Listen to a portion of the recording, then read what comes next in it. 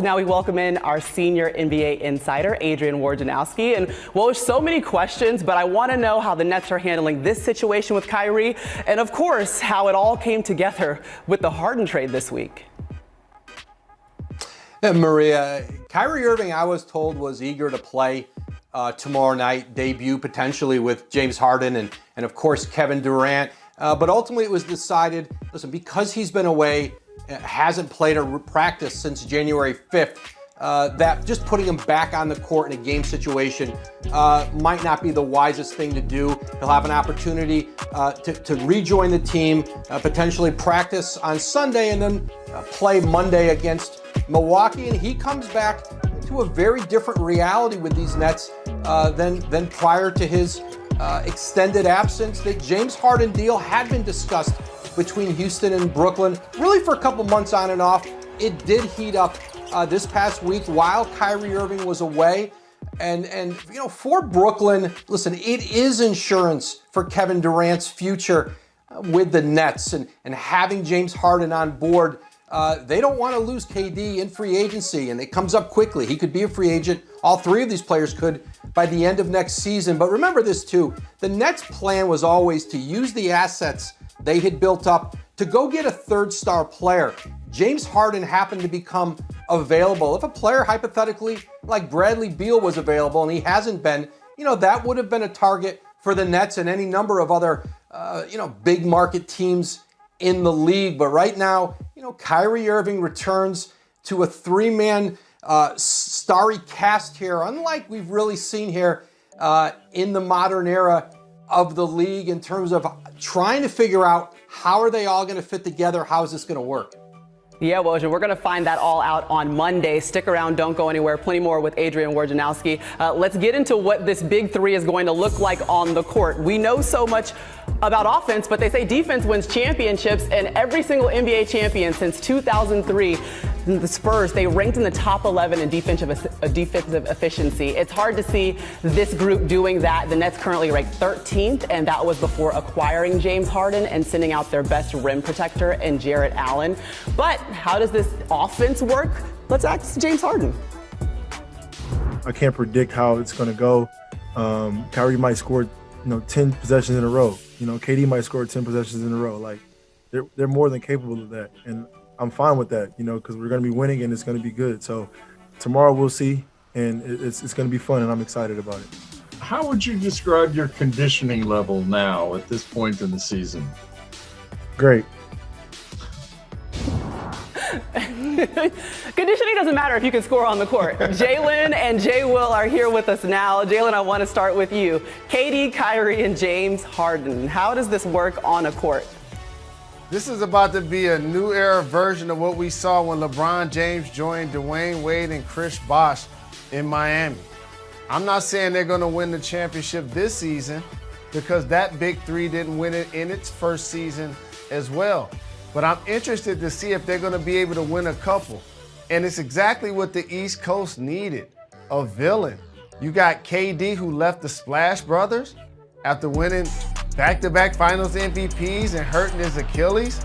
Kyrie Irving left the opportunity to play with LeBron James and the Boston Celtics. James Harden basically told the Rockets, trade me or else. And so these three guys on the same team at the same time, elite playmakers, terrific in isolation, awesome scorer. James Harden will be the guy to make the sacrifice because he's a terrific playmaker. And Jay Will, he's the one that hasn't won a ring just yet. Well, you mentioned it. Those are three of the top five ISO players, too. Go ahead, Jay.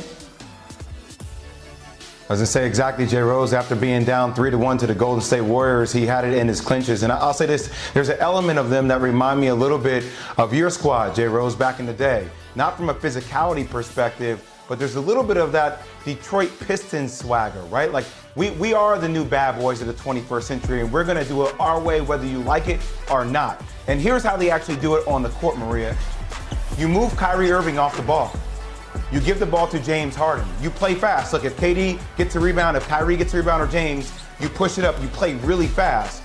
But if you do get into a half-court scenario, I like the ball in James Harden's hands, considering he averaged 10 assists, especially this year with the Houston Rockets. And think about this from a coaching perspective. You put a blend. Steve Nash did some work with the Golden State Warriors. He understands that continuity system in which they had with Steve Kerr.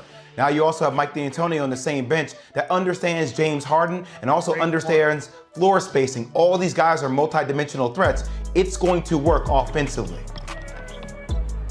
And if nothing else, they're going to win games, like 130 to 140 or something like that. We know they're going to be able to score the ball. But the real question is, too, it's not only on the court, it's how these guys function off the court, Jalen. If you had to suggest who the leader of this big three would be, who would you go with? Oh, KD the leader. No doubt about it. When he went to Golden State, he didn't want to embrace those responsibilities. He's the leader. Because you know what, Maria? The last couple of weeks, with Sean Marks, Steve Nash, Mike D'Antoni was trying to call Kyrie, and he was sending him the voicemail, he was answering when he talked to KD. They was like, where's your man? And when it was time to bring in James Harden, they was like, KD, what do you think? Because he's a guy, along with the others, that has a chance to leave after this season or so. So KD now, I think, is going to be comfortable being there. He's going to be comfortable being the leader. Now on the East Coast, man, anchoring what we've seen on the West, with LeBron being the king, and we know about Kawhi and PG. But how about the Splash Brothers when Klay Thompson comes back? This is going to be... Welcoming back in Woj, Jalen, and Jay Will. And Woj, when you think about these two superstars, I immediately think about the Woj pod and all that's gone into discovering the Giannis draft. What's your reaction to what they've been able to do so far this season? Well, it's really remarkable to think, Maria, back to that 2013 draft night.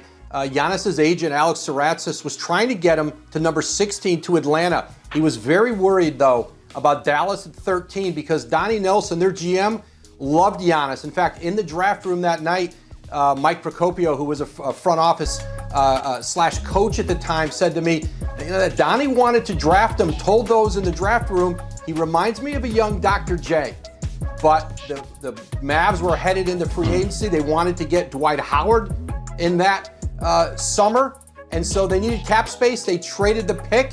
And obviously, Milwaukee took Giannis Antetokounmpo with the 15th pick in that draft. Later on, obviously, Donnie Nelson, he will be remembered, though, for drafting Luka Doncic. Well, we know what Luka's been able to do, obviously. Had a huge season a year ago. But, Jay, well, what does he have to do this year to walk away with the MVP trophy? You know, barring injury from last year, you know what I mean? Like, he was right there. He was right there. And look, Giannis, I think it would be hard for Giannis